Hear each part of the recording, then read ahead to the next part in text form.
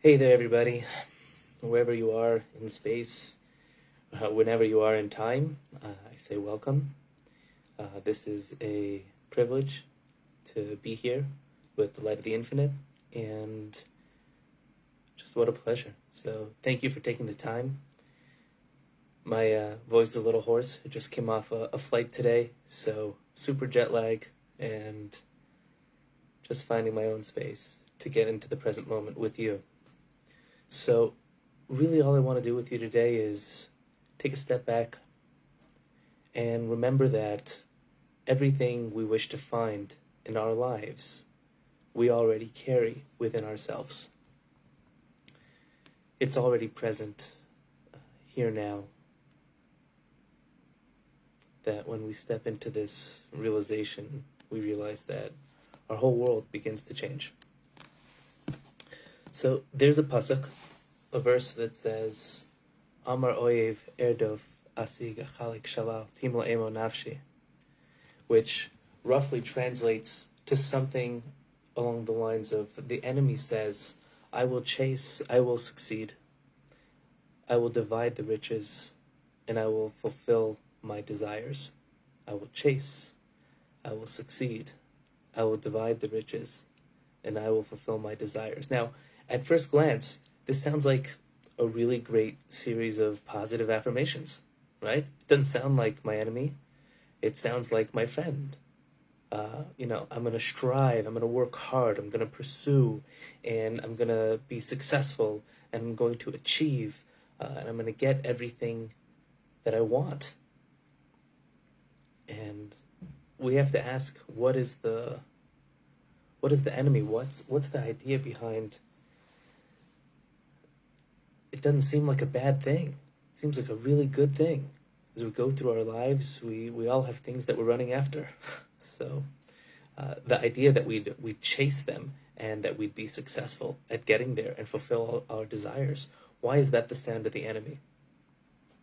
So the Gemara says that the enemy here is referring to the Yetzer Hara, to our ego, and our ego is the part of us that believes that we are not good enough as we are, that life's not good enough, that where I am and what I do, they're simply lacking. It's the enemy within. It's those thoughts, that voice inside our head that seems to create all of these problems that we have in our lives. So whether it's a relationship that we're running after, whether it's our financial well-being, our physical well-being, our spiritual well-being, everything that we feel is missing or broken in our lives, it's coming from a place that misses our connection to the infinite, a connection to our soul, a connection to source, a connection to God. And that's the voice of the enemy within. The Baal Shem Tov explains that verse to me, that that's always happening, even though in context it's speaking about Paro chasing after the Jewish people when they're leaving from Egypt. He says every person has a Paro, a Pharaoh, inside of themselves, a voice that says we need to chase after, we need to achieve something for our desires to be fulfilled, for life to be better than it is now. And that itself kind of opens up the door to discuss what is the ego and what is the Yetzer Hara. The Yetzer Hara, literal translation means Yetzer comes from the word to create, and Ra means to be broken off, or broken from, separate from. So it's this creation creation of perceived lack and separation in our lives. So every time we have a thought, and every time we have a feeling that reflects a thought of separateness and scarcity and a worldview of lack, that is the ego, that's the Yetzer Hara, that's lost touch with our inner knowing that we're all one, that we're all connected, that things are working out, that there's an order to the world. The ego has a belief of separation, that we're separate from everyone else, separate from all that we desire, and separate from God. So when we've lost touch with the knowing that we're connected to something infinite, that we're an aspect, right? Like it says in the Tanya, we're a chelek elokami mal, we're an aspect of God, we're a reflection of God, a part of that infinite light that is being shined into this world. When we don't know that to be true, at best it's a hope or a desire, a belief that we want to tap into. So that opens up an entire world of fear and a world of desire. It's what I, in the book, It's All the Same to Me, it's what I called the if there then distortion. What happens is when you don't feel connected, right? And this is for all of us, when we don't feel connected and when we don't know the truth of who we are. So what happens is we feel lack. And in that feeling of lack, and we feel that something's missing, right? Where we don't have from the most Gashmi physical reality, we don't have the house we want to have yet, the career we want to have yet, the financial well-being we want to have yet, or it's in the world of relationships, or it's in the world of our health, or it's in our spiritual pursuits. We haven't learned enough of what we want to learn, or we haven't achieved a certain status or stature. Whenever we feel that, we obviously want to fill that hole. So the feeling of lack leads to a desire to feel whole. The desire to feel whole is good because there's something natural there, right? Anything that you desire, it's because there's something there inside of you that says, this is going to help me. But the problem is, we then go into the if there then distortion, which is if, meaning if my conditions change, then I'll be satisfied, then I'll be happy. There, when I get to another space in time or space in the world, and then is another place in time, right? So my here now is a problem. My conditions are a problem, and I'll only find that satisfaction, that wholeness that I so desperately want to fill myself with, if I can change where I am, when I am, who I'm with, all the conditions that I have. And then we go on the search for wholeness. And what does that search for wholeness sound like? It sounds like, I will chase, I will succeed, I will divide up the riches, and I will fulfill my desires. And that's the voice of the enemy. The enemy says, I will chase and I'll succeed, and I'll divide the riches and I'll fulfill my desires. Because there is a belief that if I run after all the things that are out there, so then I'll fill that hole. I'll fill that feeling of need. The reason why it's a distortion and why it's a problem is because when you get to that place and you realize you still feel lack, then you have an increased desire to feel whole. And then you go through the cycle again. So you say, this isn't where I'm going to find my wholeness and my joy. I'm going to find my peace of mind somewhere else. I'm going to find my wholeness somewhere else in my life. So basically, the belief that I'll be happy when my conditions change. I'll be satisfied when I get to another space in the world or another place in time. That's a false belief. And the secret is that if you can't be here and now, then you'll never be able to be there and then, because when the there and then become the now, you'll be there and then again, right? How you live one situation is how you live every situation. So when you can get into the wholeness that already exists in the here and now, it doesn't mean you don't get to run after and explore the world and your life and look for the beauty and wonders of Olam Hazeh, of this physical world, and of relationships and financial and physical and emotional well-being. Those are all wonderful things. But if you need something so much that you've lost what's right in front of you, that's the sound of the enemy. That's the voice that we want to get away from. I landed this morning, so I'm quite exhausted, so bear with me. But it's that feeling of I'm only going to be worthy when I get somewhere. That's when I'm going to be good enough, is when I fulfill that desire. That's when my life is finally going to make sense, then it'll be the right time. Until then, it's not the right time. When I landed today, I thought about this other time I was about 35,000 feet in the air. My wife and I were on our way back from New York a number of years ago, and we got on the flight, And maybe 2 minutes in, we're sitting down, I'm in my seat, and I see my Rabbi Gershonfeld, who is one of the most worked out, wonderful, beautiful human beings that I'd ever met. And I saw him walk onto the plane, and I was so excited because now we're going to be trapped 35,000 feet in the air, and we'll be able to spend some time together. And he outsmarted me a little bit and walked over when he saw me and said, "Hi Moshe, I'm so happy we're going to be on this flight together. Let's figure out when we can get an hour to sit down and learn some Torah." And I was overjoyed, and we figured out a time, and we sat down and met, and we learned some beautiful pieces of Kabbalah together that were gorgeous. And at the end, he said, "Okay, any questions that have been on your heart, that have been in your mind, that you want to work through?" And my brother had just recently asked me this question, that there was a piece in Pirkei Avos that says that a person who is involved in the world of Torah, that's a free person. The only person who's free is the person who's involved in the world of Torah. And my brother looked at me and said, it doesn't feel necessarily that you're free if you're involved, because there's so much halacha, there's so many things that apparently you have to do. And I thought, okay, that's a good question. So I asked him, so what is freedom? How do we look at freedom? What's your sensitivity behind that word? And he said, freedom does not mean freedom to do what you want, but freedom means freedom to be who you are.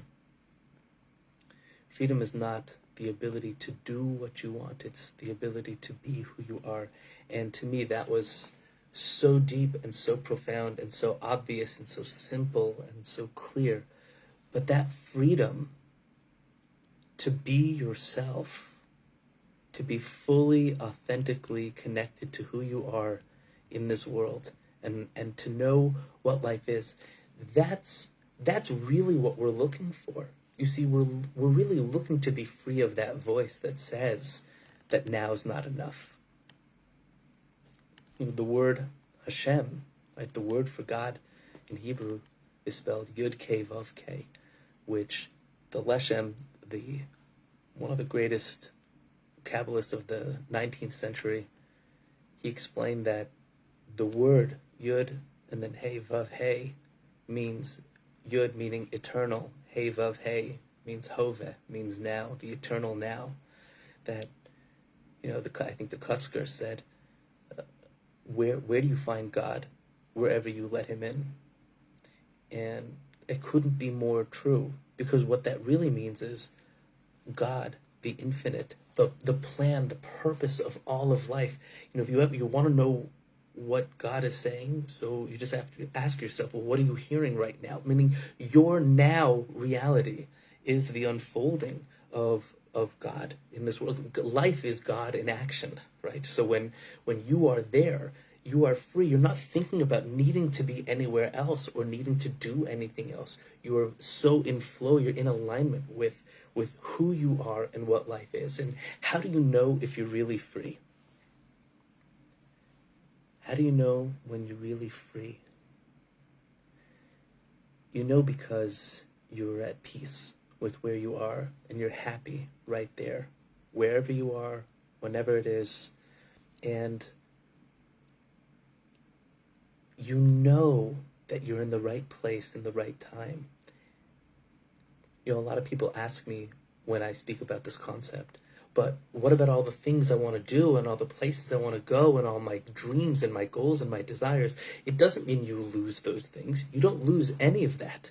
It's that your attachment to them as being the answer to your prayers, when those things go away, you can have the peace and the joy in the now, because life is exactly how it is in this moment, while still moving in the direction of where you want to be.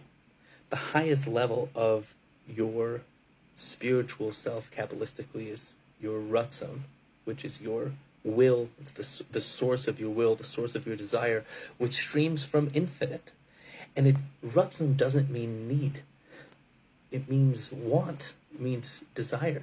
So your will and your desire for life and your desire to grow and to expand and to learn and evolve and to have relationships and to be in the world and to connect and to move, emotionally, spiritually, physically, those are wonderful and they're perfect. But to the degree that you need them to be, that without them you would feel like there's a problem, that life isn't working out, that's where we end up in a negative mindset. That's when we're back with the enemy. The Shem Shmuel has a beautiful line where he says that if you want to experience true happiness, you have to throw away everything that isn't you. If you want to experience true happiness, you have to throw away everything that isn't you. I've always thought about it like this, that there are 3 steps to happiness. You have to stop being not you, and then you have to start being yourself, and then you have to repeat steps 1 and 2. We get so caught up in the mindset, in the vision of the enemy that says, if our conditions change, then I'll be whole, then things will be okay.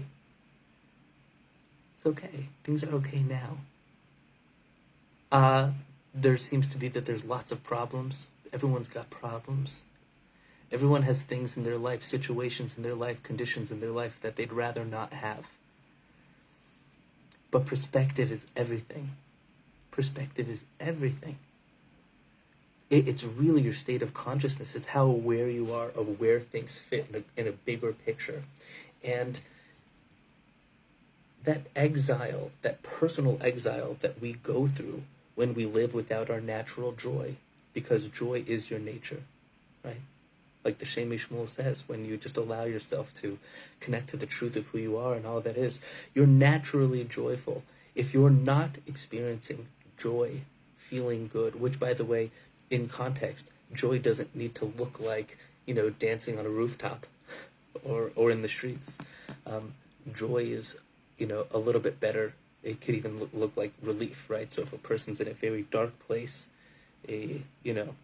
anger, depression, sadness, major frustration.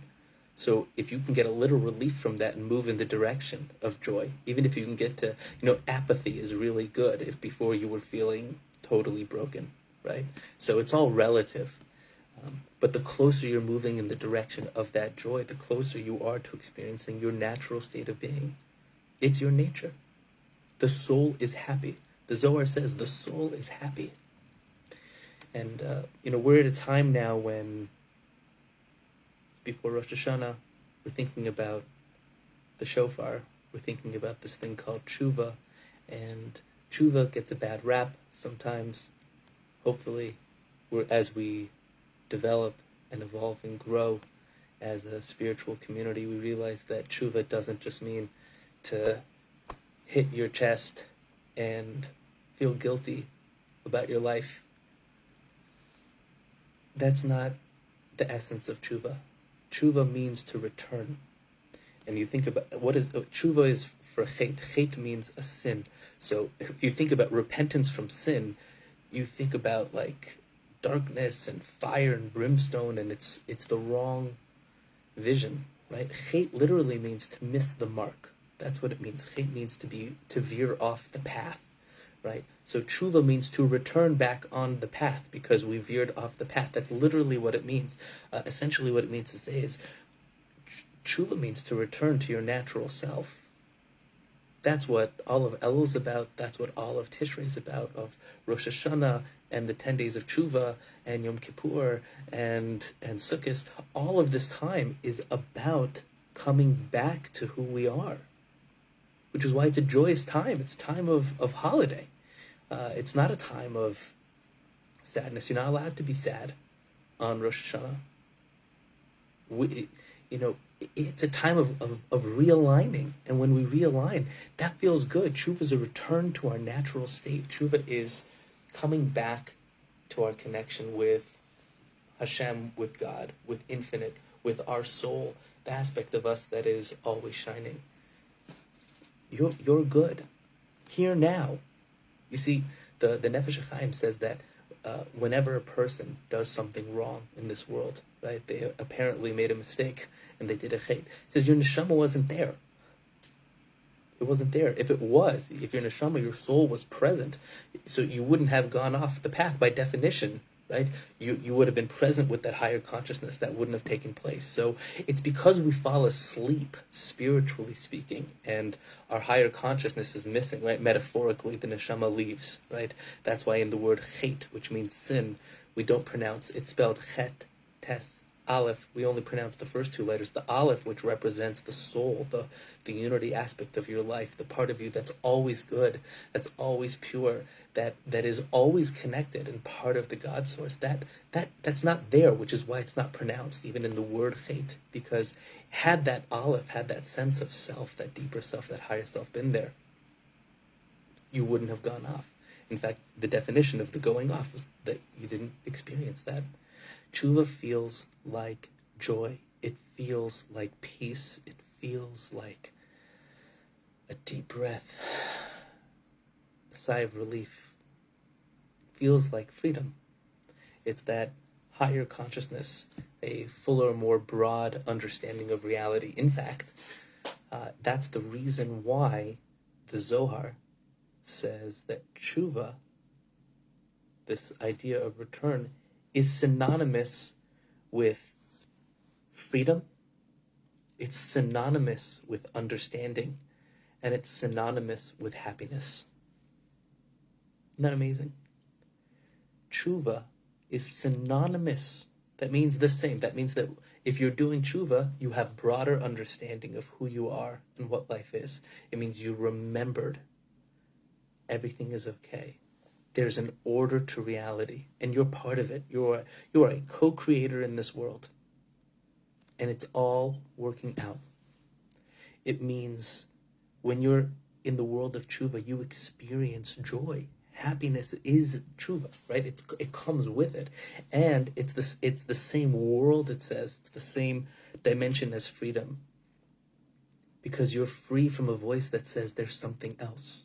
You're free from the enemy that says, I'm only going to be allowed to feel satisfied and joyful when I get somewhere else in space, when it's some other time, and when my conditions change. That the voice that says there's something wrong with me, or there's something wrong with my family, or there's something wrong with my friends, or there's something wrong with my life situation, that there's something missing in life, and that we're separate from it, and that only if we bring ourselves to some very, very high state, then we'll be allowed. You're allowed, that's your birthright. It is your birthright to feel joyful. It is your birthright to feel free. It is your birthright to understand. That's the journey. The journey is a journey of understanding. God will always be bringing to you what you need in your life for that next step in your own personal growth, in your own personal evolution. That's what's happening. Life is that continual unfolding. So what I'm really saying here is the light you wish to find is already there, because you are the light that you're seeking for. It's you. We're all running around looking for things outside, but it's not outside. Life is an inside job. It happens somewhere between here and here. And when those two things come into alignment and you connect up or in, and that can flow through you, it is a powerfully positive energy. It's about letting go of the illusion that someone or something is going to make you happy, that some achievement or some status will make you worthy, or that some place or time will finally be right. Now is right. You're okay. You're great. In fact, you're so good that you now have the opportunity to live life. Counterintuitively, when you feel whole, and now you would think, well, if I feel whole, there's nothing I would run after. That's not what happens. When you feel whole, now you overflow. People who overflow with their time feel like they have time. People who overflow with their money feel like they're wealthy. People who overflow with their joy know that they have joy to give. Coming to terms with the fact that you're okay here now doesn't cut you off from more and from flow. It's what plugs you in to the electricity that's going to flow through you everywhere else. That's what it means to live a holy life. Kedusha, holiness, is often understood as something like, when we think of sanctity, sanctified is we think of separateness, but that's not what it means. The word holy, kedusha, means energetically connected, vibrationally connected. It's the reason why a marriage in Torah is called kedushin, which means holiness. So you don't go get married and now you're separate from your spouse. You go to get energetically and vibrationally connected to your spouse. Kedusha, holiness, is an experience of connection and unity. And the verse says, "B'makom she'ata omed ad maskodeshu," the place that you're standing is a holy place. What does that mean? It means the place and the time that you're in right now is an opportunity to recognize and experience that energetic connection, the feeling of oneness and unity. To look at the enemy in the face when you have that thought or you have that feeling, and to become mindful of the noise that says, this place is not connected, this place is separate, I'm separate from everyone and people are out to get me, it's a dog-eat-dog world, I have to push myself harder than everybody else, otherwise I'll never be worthy, I'll never be successful, I have to do all these things, I have to go to places that I don't want to go to, I have to live a life that I don't want to live, because then it will be okay. All of those voices, when you notice the voices and you notice the feelings that go with them, and to look them in the face and say, no, the place where I stand right now is holy, is an opportunity to be completely in alignment. That's what tshuva is.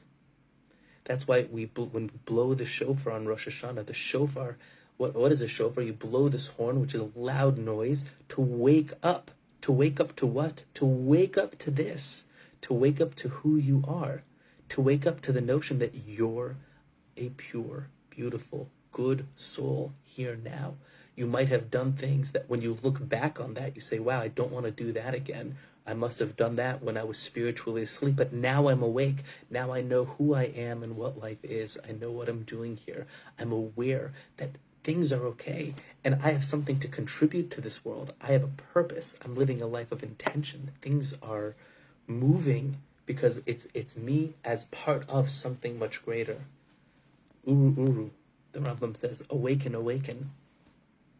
About the shofar. It's about awakening. We've been spiritually asleep, which means that we're not really present with life and all that life is, which is a lack of connection to the pure love that exists in every moment. Rosh Hashanah means the head of the year. Reb Tzadok says Rosh Hashanah can be read Rosh Hashinu, which means it's time to change our head. Rosh is a head. Shana, Shinu, means to change. It's an opportunity to change the way we see ourselves. It's not about creating something new. It's about letting go of some paradigms and beliefs about ourselves and about life so that we can go back into alignment, back into that natural state where it's just us and our friend, our inner friend, as opposed to our inner enemy. And that little friend inside of us knows that all is well. We're not trying to remind God on Rosh Hashanah that we're good and therefore give us a good year. We're trying to awaken, to remind ourselves, God knows who you are. God never stopped loving you. God never stopped knowing your potential, your greatness, how big you are. It's not about God remembering. It's about us remembering. And we forget, and then we live in some cognitive dissonance, because how do we, square the circle? How do we make sense out of choices that we've made? We let go. We let go of the illusion, let go of the enemy that says things have to be different for you to be okay, for you to be good, for you to be worthy, for life to have meaning. Life has meaning right now. And the more we step into that, the more we awaken to that truth, we are rewarded with a sweet life, not just a sweet year. So my blessing to you, my blessing to all of us, is that we hear the sound of the shofar, the sound of our inner beauty that awakens the sleeping beauty that we are, that we can elevate our perspective, our consciousness to one that has understanding, to one that sees life and sees ourselves the way God sees us already, so that we step back into our natural state of joy, that we can take that deep breath and be at peace with life, and that we know that we're here to create a beautiful world.